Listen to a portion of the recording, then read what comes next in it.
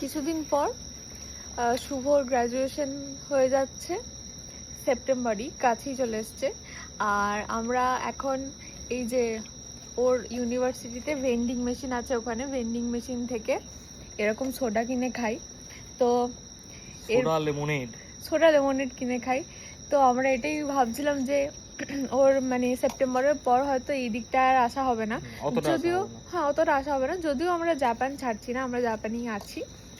তো এখানে তো আর থাকবো না, আমরা অন্য জায়গায় শিফট হয়ে যাব। তাই ভাবছিলাম যে এগুলো মিস করব আমরা। এ যতটা মিস করবে মনে হয় এর জায়গা মানে ইউনিভার্সিটি, আমি ততটা বেশি মিস করব, ওর থেকে অনেক বেশি। কি কিছু বলবি রে?